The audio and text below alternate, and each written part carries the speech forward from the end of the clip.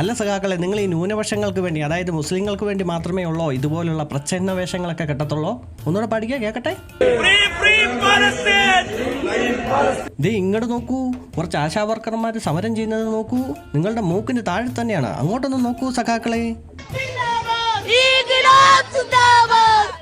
ഓ, നിങ്ങൾ രാജ്യം വിട്ടുള്ള പരിപാടിയെ പിടിക്കത്തുള്ളോ? എന്നതോ അങ്ങോട്ട് നോക്കൂ, ബംഗ്ലാദേശിലേക്ക് നോക്കൂ.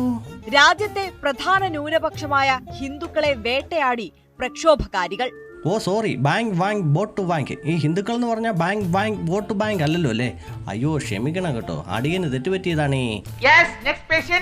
ദേ നമ്മുടെ സഖാവ് റഹീം പാർലമെന്റിൽ കിടന്ന് എന്തോ വെച്ചലക്കുന്നുണ്ട്, നമുക്ക് അതൊന്ന് കേട്ട് നോക്കിയാലോ? കേട്ടോ ബാലു, എല്ലാ കോട്ടകൊത്തളങ്ങളും പുരാവസ്തുവാകും, എല്ലാ പീരങ്കികളും നിശബ്ദമായി തുരുമ്പെടുക്കും, വെളിച്ചം കടക്കാത്ത അറകളിലൂടെ സുൽത്താൻമാർ ഒളിച്ചോടും. അപ്പോൾ ഉറക്കച്ചടമില്ലാത്ത എന്റെ കുട്ടികൾ അതെല്ലാം കൗതുകപൂർവ്വം നോക്കിക്കാണും. ഇൻകുലാബ് സിന്ദാബാദ്. അയ്യോ എന്റെ ചോര തിളക്കുന്ന സഖാവേ. ഇങ്ങനെ വേണം പാർലമെന്റിൽ പോയി പ്രസംഗിക്കാൻ. അതാകുമ്പോൾ ആർക്കും ഒരു മാങ്ങായും മനസ്സിലാകത്തില്ല. പക്ഷെ ഞങ്ങൾ സഖാക്കൾക്ക് ഇതൊക്കെ കേൾക്കുമ്പോൾ ഒരു കുളിര് വരികയും ചെയ്യും.